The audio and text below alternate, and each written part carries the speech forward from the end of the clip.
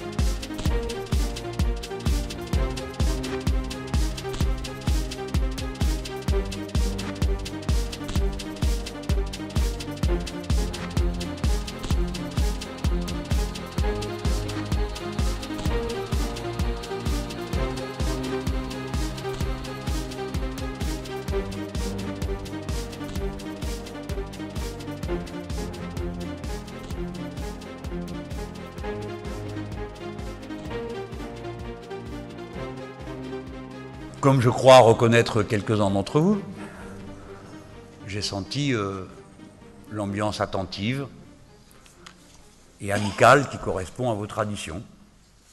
Je ne sais pas vous décrire comment je le ressens. Je le ressens. C'est un honneur pour moi d'être devant vous. Vous le savez bien. Je suis uni à votre histoire par d'innombrables liens.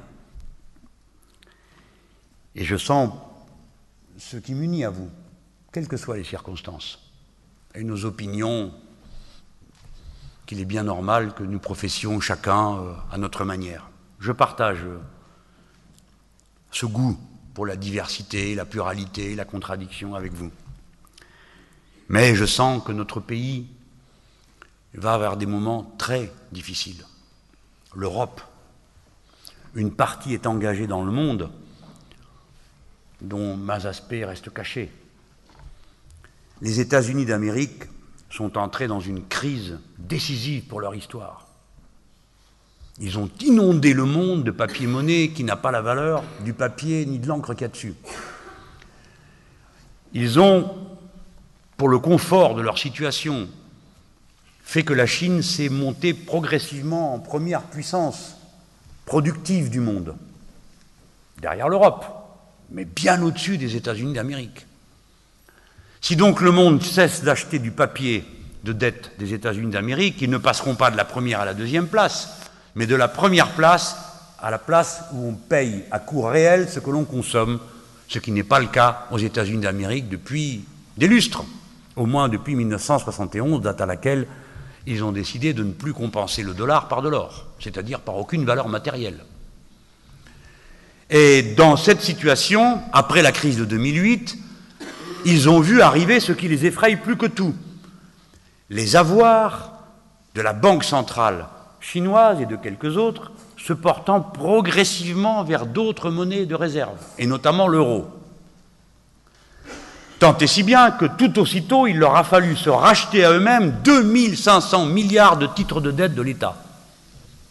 Et nous, en Europe, nous faisons petite figure dès qu'il s'agit d'acheter les quelques titres de misérable dette des Grecs.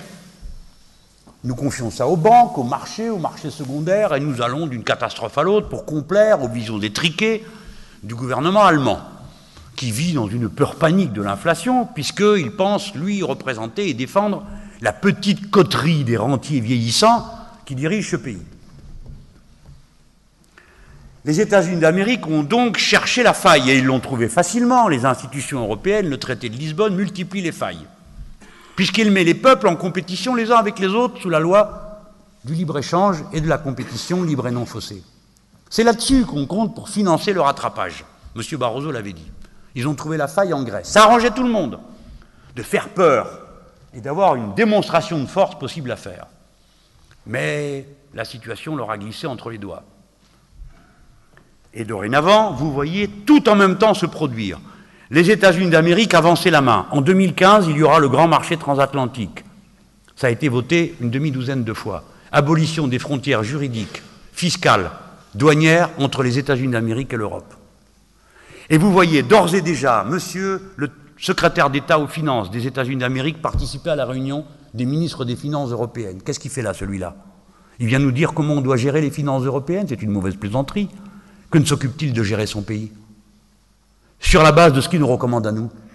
On voit le président Obama participer non pas au sommet du G20, il y était, mais aussi au sommet des chefs d'État européens. Qu'est-ce qu'il fait là, celui-là?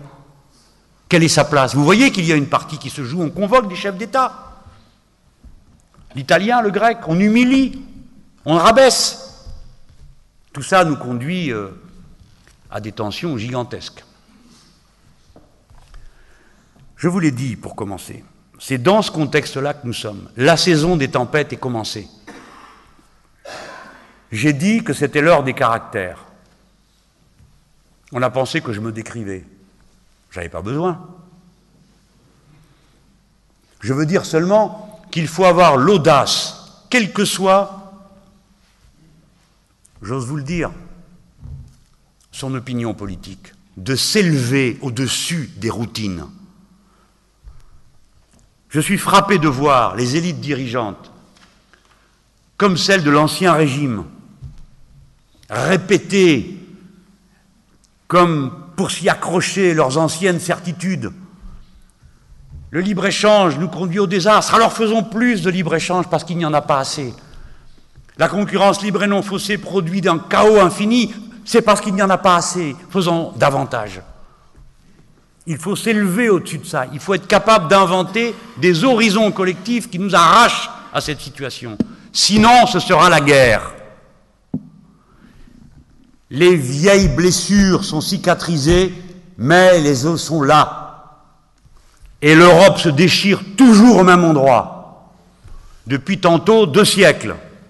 C'est notre devoir de veiller à la paix et donc d'en réunir la condition initiale qui est l'égalité. Bien sûr, j'en parle avec fougue et véhémence. Je n'attends pas d'une soirée comme la nôtre des suffrages supplémentaires. J'y compte quand même, mais je ne le dis pas. Je me dis qu'une bonne campagne électorale est celle qui fait avancer les idées, qui donne le goût de réfléchir, de ne pas s'enfermer dans des certitudes. Et, encore une fois, pour la patrie, je précise toujours républicaine, pour la patrie républicaine des Français, je vous invite, étant la 5e puissance du monde, la 2e du continent, et très bientôt la première population, le premier territoire, nous avons des responsabilités individuelles et collectives devant l'Europe et devant le monde. Et il est très facile pour nous de les assumer. Plus facile que pour un Bolivien, un Tunisien, un Libyen, qui a 1000 fois moins de moyens que nous pour assumer cette responsabilité. À nous tous, je nous souhaite bonne République. Merci d'avoir participé. Alors la tradition de notre institution, vous le devinez, vous le subodorez, c'est que le grand maître dise un mot à la fin. J'ai envie, après vous avoir écouté, de rappeler des propos que j'ai tenus au convent du Grand Orient de France, en citant Thomas Mann dans La Montagne Magique, quand il fait dire à un de ses personnages, qui est Ludovico Settembrini, la franc-maçonnerie n'a jamais été apolitique et si elle a cru l'être, elle s'est trompée sur sa nature. C'est pour vous dire que quand l'un des nôtres, et je ne parle pas de vous, s'engage dans le combat politique, nous pensons qu'il est dans une démarche qui est une démarche naturelle, qui est une démarche qui est fondée par le chemin initiatique, dans la mesure où ce chemin nous apporte un savoir et que ce savoir débouche obligatoirement sur un pouvoir qu'il est moral d'exercer, qu'il est moral de dire sa vision du monde, qu'il est moral de dire surtout la vision que l'on peut avoir de l'homme et de la femme dans la dignité qui leur est due, parce que la finalité est bien là, dans cette notion que nous avons de l'homme en maçonnerie. Je crois que, au-delà de nos pratiques rituelles, il n'y a évidemment pas grand-chose d'autre. Mais, pour vous faire plaisir aussi, j'ai envie de rappeler ce que disait Salvador Allende en 1970. Il faisait à ce moment-là sa campagne de président de la République, et vous voyez le rapprochement. Il planchait devant la Grande Loge du Chili et il disait que si la franc-maçonnerie n'est pas capable, en tant qu'institution, de se mobiliser pour défendre les valeurs qu'elle veut promouvoir, alors les francs-maçons seront toujours suspects de poursuivre des buts égoïstes.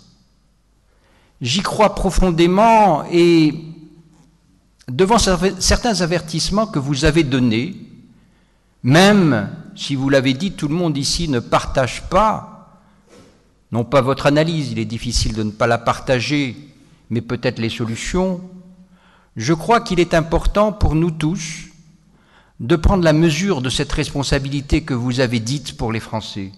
Et plus encore, parce que si nous, francs-maçons, ne savons pas prendre la dimension de notre pouvoir et de notre savoir, comme nous avons su prendre nos responsabilités dans d'autres conditions qui étaient soit révolutionnaires, soit au début du XXe siècle dans la fondation de certaines lois sociales, je crois que vraiment nous aurons manqué le coche, parce que c'était votre conclusion et c'est la mienne.